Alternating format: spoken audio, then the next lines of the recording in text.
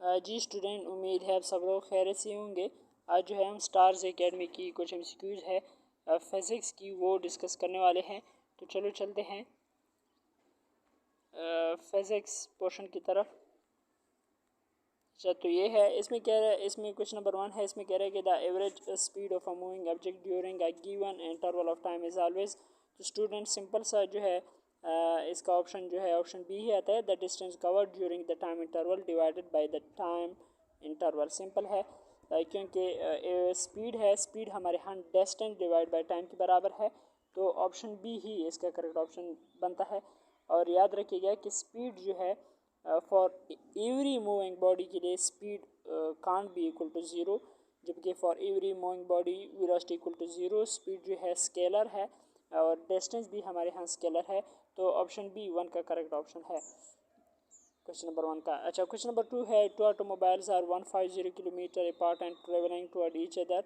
One automobile is moving at 60 kilometre per हैंड, the other is moving at 40 kilometre per HMPH, and how many hours will they meet. तो student simple सा formula है, V जो है किसके बराबर है, displacement divide by time. V इसके बराबर है डिस्प्लेसमेंट डिवाइड बाय टाइम, हमने मालूम करना है टाइम को, तो टाइम बराबर हो जाएगा डिस्प्लेसमेंट डिवाइड बाय, यहाँ पर जो है अगर आप देखोगे वेलोसिटी 2 दी गई है और बॉडीज़ जो है वो टुवर्ड्स ईच अदर जा रही है, मतलब कि एक दूसरे के एक दूसरे के करीब आ रही है, एक दूसरे से जा नहीं रही, एक दूसरे की तरफ आ रही है।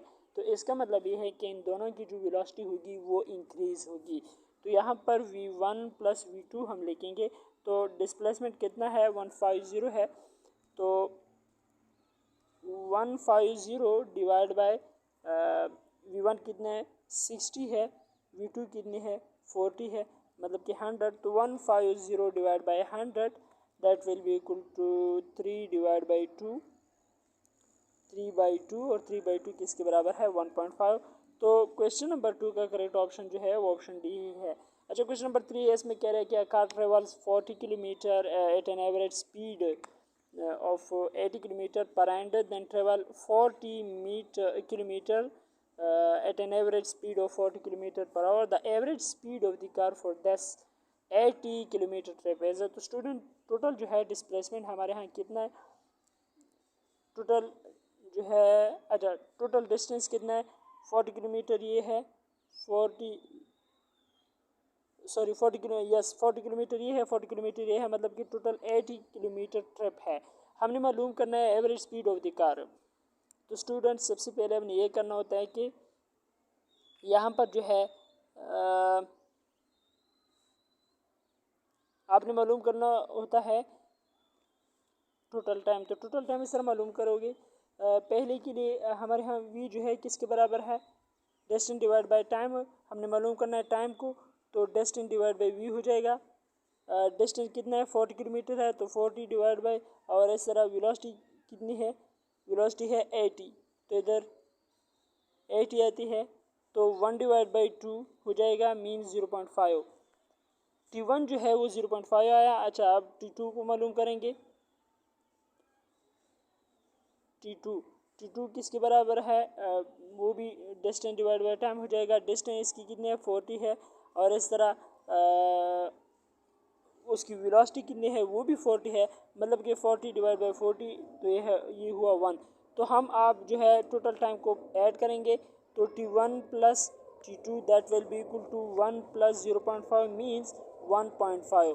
तो टोटल टाइम 1.5 के बराबर है। एवरेज स्पीड मालूम करनी है, तो एवरेज स्पीड जो है हमारे यहाँ बराबर हो जाएगा distance, total distance divide by total time. तो टोटल डिस्टेंस कितना है, टोटल डिस्टेंस 80 किलोमीटर है, तो 80 हो जाएगा, डिवाइड बाय टोटल टाइम 1.5 है, तो 80 divide by 1.5 that will be equal to 53 kilometre per hour. Option D is the correct option.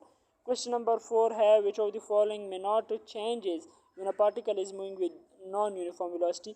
तो स्पीड जो है वो, मतलब कि अगर बॉडी नॉन यूनिफॉर्म वेलोसिटी से जा रही है, तो इनमें से कौन सा है जो कि चेंज नहीं हो जाएगा, तो ऑप्शन बी हमारे यहाँ करेक्ट ऑप्शन हो जाएगा। नंबर 5 इसमें कह रहा है कि an object starts from rest at the origin and moves along the positive X axis with a constant acceleration 4 metre per second square.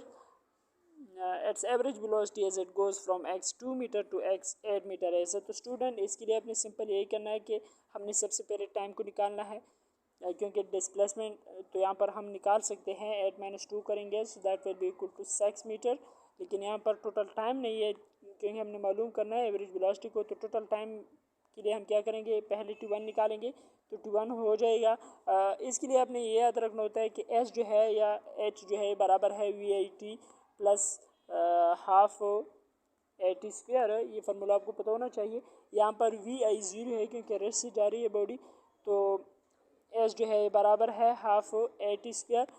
अगर हमने इधर T को निकालना है तो अंडर रूट लेंगे दूसरी साइड के ऊपर, तो इस तरह करेंगे कि T हमारे यहाँ हो जाएगा, T will be equal to under root 2H या 2H डिवाइड बाई A। तो सबसे पहले हमने निकालना होगा T1, तो T1 हमारे यहाँ बराबर है 2H डिवाइड बाई A। 2 अपनी जगह, सॉरी ये अंडर रूट में है सर सारे, तो 2 अपनी जगह मल्टीप्लाई बाई H की जगह हम क्या लेंगे, 2 मीटर है तो इधर 2 T1 है ना, तो इधर 2 ही लिखेंगे, डिवाइड बाई 4 है तो 4 डिवाइड बाई 4 कैंसिल हो जाएगा, अंडर रूट 1 आ जाएगा, और अंडर रूट 1 जो है ये 1 के बराबर है। तो ये हुआ T1, सही है। अब जो हम T2 निकालेंगे, T2 भी हम इससे निकालेंगे कि is equal to 2H divide by A है। 2 अपनी जगह, H की जगह हम क्या लिखेंगे, 8 मीटर है तो इधर 8 ही लिखेंगे, तो इधर 8 हो जाएगा, 2 मल्टीप्लाई बाई 8 डिवाइड बाई 4 हो जाएगा। तो 2 8 ज़ा 16 डिवाइड बाई क्या है नीचे 4 है, under root whole under root है 4 और 16 कट हो जाएगा, अंडर रूट 4 हो जाएगा, अंडर रूट 4 इक्वल टू 2। तो मतलब कि T2 हमारे यहाँ आ गई है 2। तो फाइनल टोटल टाइम मतलब कि जो नेट टाइम है वो हम निकालना है, तो 2 - 1 करेंगे, T2 - T1 करेंगे तो 2 - 1 होता है, तो इधर हमारे यहाँ वैल्यू आती है 1। अब जो है एवरेज वेलोसिटी निकालनी है। एवरेज वेलोसिटी जो है टोटल टाइम कितना, टोटल डिस्प्लेसमेंट हमारे यहाँ कितनी रह गई थी, 8 - 2 that will be equal to 6 divide by total time कितना रह गया है 1 है। तो इसका मतलब है कि average velocity 6 metre per second के बराबर है। ऑप्शन डी हमारा करेक्ट ऑप्शन यहाँ पर बनता है। क्वेश्चन नंबर 6 है, on the following situation which is impossible, a body having constant velocity and variable acceleration। बिल्कुल, अगर वेलोसिटी हमारे यहाँ कांस्टेंट है मतलब कि वेलोसिटी में चेंज नहीं आ रही तो एक्सेलरेशन प्रोड्यूस ही नहीं होगा। अब ये बात कंफर्म है कि अगर वेलोसिटी ज़ीरो है तो एक्सेलरेशन हमारे यहाँ ज़ीरो नहीं हो सकता, ये पॉइंट है। ये जो है अगर आप देखोगे सिंपल पेंडुलम पे मीन पोजीशन पे अगर आप देखोगे वहाँ पर भी ये सिचुएशन आती है, लेकिन यहाँ पर जो है इसमें कह रहे हैं कि वेलोसिटी हमारे यहाँ कांस्टेंट है, वेलोसिटी में चेंज ही नहीं आ रही। जब चेंज ही नहीं आ रही तो एक्सेलरेशन ज़ीरो, एक्सेलरेशन वेरिएबल नहीं हो सकता, एक्सेलरेशन ज़ीरो ही होगा। क्वेश्चन नंबर 6 का करेक्ट ऑप्शन बी है। 7 है, a particle moves on the x axis when it's acceleration is positive increasing. तो इसमें जो है ये सारे ऑप्शन जो आपको दी गई है ये गलत है। इनमें से कोई भी ऑप्शन हमारे यहाँ करेक्ट नहीं होता है। पहले को देखो, its velocity must be positive, positive है लेकिन इंक्रीजिंग है या डिक्रीजिंग है, ये बात तो हमें नहीं पता चला। चलो पॉजिटिव एक्सिस में आ रही है लेकिन इंक्रीजिंग है डिक्रीजिंग है, तो इससे हम ये इन्फॉर्मेशन नहीं ले सकते, तो ऑप्शन है गलत है। Its velocity must be negative, ऐसी भी नहीं ले सकते। It's must be slowing down, अगर स्लोइंग डाउन है तो चलो डिक्रीजिंग तो हुआ, लेकिन पॉजिटिव है नेगेटिव है कौन से एक्सिस में जा रही है ये भी हमें नहीं पता। इसके हवाले से मैंने ग्राफिक MCQ जो है वो डिस्कस की हुई है, चैनल की प्लेलिस्ट पे जाइए, वहाँ से मौजूद वहाँ पर मौजूद है, आप वहाँ से इंशाल्लाह इसको क्लियरिफाई कर सकते हैं।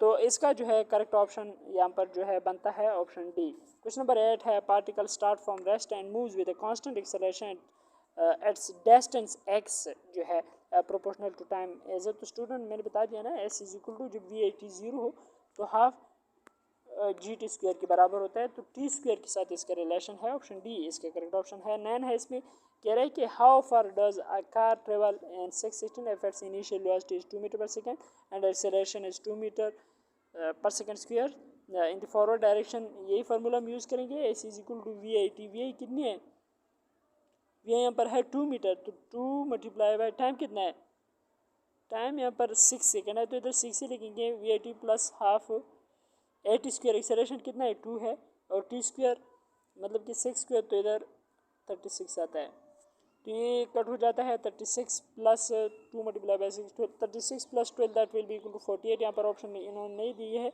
लेकिन ऑप्शन डी जो है इसका करेक्ट ऑप्शन बनता है। क्वेश्चन नंबर 10 है a ball of mass 2 kg is accelerating at the rate of 5 meter per second square. The rate of change of momentum is it student.